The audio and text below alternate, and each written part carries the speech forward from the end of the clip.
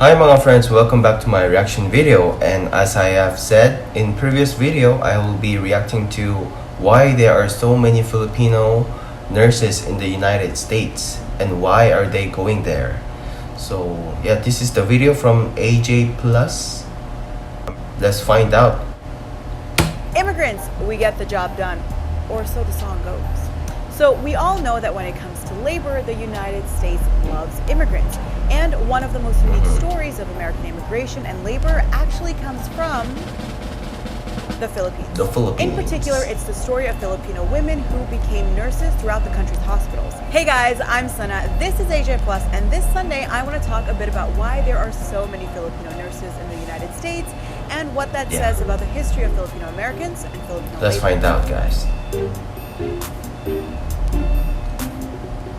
You see, there are like, I can see like 10, maximum of 10 guys saying, there. Most of them are women. Yep. Here's what's up.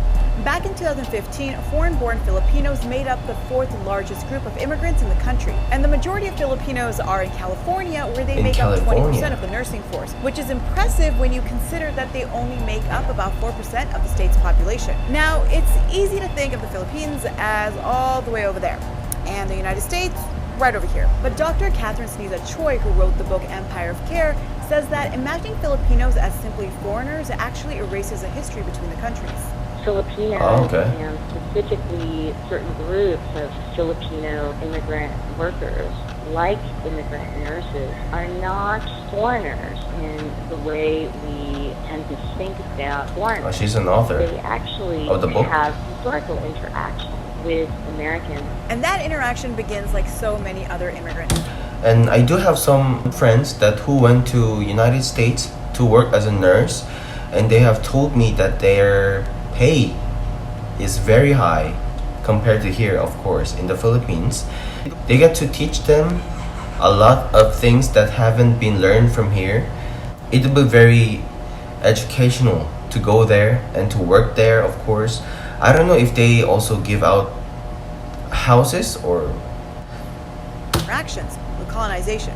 The Spanish colonized and ruled the archipelago we now call the Republic of the Philippines for a few centuries. In 1898, the Americans and the Spanish went to war, and it ended with the signing of the Treaty of Paris. As a result, the Americans got a lot of territories from the Spanish, one of which was the Philippines. But the people of the islands didn't welcome the Americans. They wanted their independence, not more colonizers. That resistance led to the 3-year-long Philippines-American War from 1899 to 1902, and it was fought between U.S. forces and Filipino nationalists. And it was a brutal war for Filipinos. It killed 20,000 combatants and 200,000 civilians as a result of the violence, diseases like cholera and malaria, and even famine. When the war ended, the Philippines came under the colonial control of the United States. And that's when the story of the Filipino nurses begins. Like in its other colonies, the United States began the Americanization of the islands after setting up a government in the Philippines. You also had American colonial officials going to the Philippines and exposing Filipinos to American culture. So it's like this, like when Philippines was colonized by Americans taught them how and teach them how to, like, being a nurse, teach them what first aid is. That's the reason why most Filipinos go there, because Americans are massively hiring Filipinos as a nurse. But I don't know about right now, but yeah, before. To the English language, to Americanized education. And this kind of training influenced so many different groups of Filipinos to dream about the U.S. and to desire to migrate there. American health workers in the Philippines needed locals to deal with the health issues of Filipinos because malaria and cholera had killed so many during the war. But they didn't find any nurses trained the way the Americans had been trained. And so they began recruiting Filipino women to work as what were called volunteer auxiliary and contract nurses. Around the same time in 1903, President William Taft passed a law that allowed and funded certain Filipino students to study in American colleges. And this led to the first wave of Filipino nurses coming to the United States, and it also led to a lot of the nurses staying. They even established their presence with organizations like the Philippine Nurses Association of New York, and the waves of Filipino nurse migration continued throughout the 20th century, especially as the United States opened up its borders a bit more. During World War II, more Filipino nurses were trained to serve in the U.S. military, and during the same time, the Philippines came under Japanese occupation. After the war ended, the United States granted the territory independence in 1946, and 2 years later, the State Department introduced the Exchange Visitor Program, a little something created to push back against Soviet influence. You know, bring more people into the United States and show them what the capitalist good life is actually all about. Yeah, that's the thing. Like, Americans allowed Filipino students who just graduated. They just hire Filipinos who just graduated and bring them to United States to work. And because of some disease, like before, most Filipinos, they want to learn about the disease that's going on, like malaria or something like that. They were interested in those disease.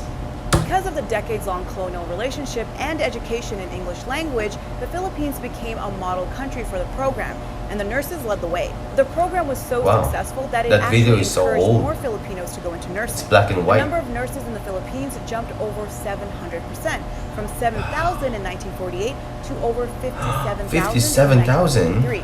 The program also encouraged the building of more nursing schools in the Philippines. Back in 1940, there were only 10, and today, 429. That program, in addition to the 1965 Immigration Act, opened up the borders even more for educated Filipinos. And so by 1973, we end up seeing over 12,000 Filipino nurses immigrate to the United States. But I gotta... Americans trusted Filipinos, the workers, because they work hard. They are a fast learner. Even my friends, when they learn something, they learn it so fast. That is why maybe Americans notice that and they're thinking of hiring Filipinos to work as a nurse in United States. So yeah, I think they did a good job. Mention this. It wasn't just because of American immigration policies that so many Filipinos were migrating to the U.S. In the 1970s, with President Ferdinand Marcos under martial law, a policy of labor export was introduced. The whole idea behind the export of labor was that Filipinos would travel abroad on work contracts, make money, send it back home, and thus help a struggling economy. The government even created an agency that directly provided migrant labor to foreign governments and companies. That policy pretty much made the Philippines one of the top exporters of labor. I mean, check this. About 10% of all Filipinos are foreign workers. That's around 10 million people in around 170 different countries. And did the policy of exporting labor actually work for the economy? Well, for decades, the Philippines has been one of the top 5 recipients of money transfers from migrants. See? Look at those charts going up. It's like the chart is going insane. A lot of Filipinos until 2015, they still keep going up. But I don't know about now, if they're still hiring. I have no clue. I haven't talked to my friend yet about this. Labor. Shout out to Western Union. Not sponsored. Take, for instance, how in 2015, over 3 million Filipinos left the country to work abroad. 3 million. They sent back $28.5 billion, which made up about a tenth of the Philippines' total GDP. So exported labor. When you go abroad, you earn the money you earned. You gotta send it back to your home place. So, work in the Philippines, they pay you very less amount of money. That is why many Filipinos go abroad to work, and mostly the nurses. Yeah.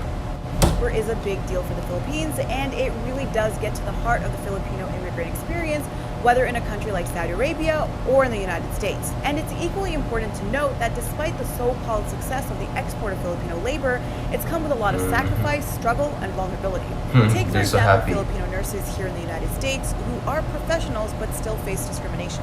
The vulnerability of being immigrant nurses can also be connected to being exploited by being assigned sometimes the most undesirable kinds of work on the nursing floor, or being assigned on the most undesirable shifts. Unfortunately, they are not the kinds of challenges we often think about in the United States that these women would have because they are professional immigrant workers. But even though exported or imported labor is central to Filipino migration, especially to the United States, That's not the only part of the Filipino immigrant experience. In the United States, Filipinos, both citizens and immigrants, have used their experiences to fight for workers' rights. In fact, one of the biggest labor movements in the United States was sparked by Filipino laborers. In 1965, Oh, really? Filipino grape farm workers in Delano, California, went on strike against poor working conditions and low wages. Farm workers across the country joined in on the strike, which eventually led to an international boycott of grapes. The 5-year strike okay. ended with a major win for the farm workers. They got union contracts that protected them. So Filipinos, immigrants, and citizens have been and remain a central part of the U.S.'s social fabric. They've not only provided labor in industries that needed it the most, but at times have also protected it. So we just covered okay. Filipino nurses in the United States, and we've also talked in the past about Indian Americans in the motel industry. What are some other communities, immigrant communities, that you want us to cover? Let us know in the Alright, so my reaction video, and yeah, this is very educational video for those who didn't know this, because like I only knew that Filipinos go there just to earn a lot of money and send it back home, and that's true also, but like there were another reasons though. And there were like Filipinos who gather in the United States. They're like, if they have a low wage or low salary, they can like protest. These were the reason why Filipino nurses who goes to US to work abroad, because it's a big opportunity, guys. You can never earn maybe like that kind of amount of money here in the Philippines. The wage here until now, the wage here in the Philippines for as a nurse is not that high. Of course, when you become the doctor, that's the different case. But Americans accepted it, and they recognize Filipinos. They are good workers, fast learners. That's why they hire massive amount of Filipino nurses here in the Philippines. So yeah, that's the story. Yeah, thank you all guys for watching. Please click like and subscribe for more videos. Thank you.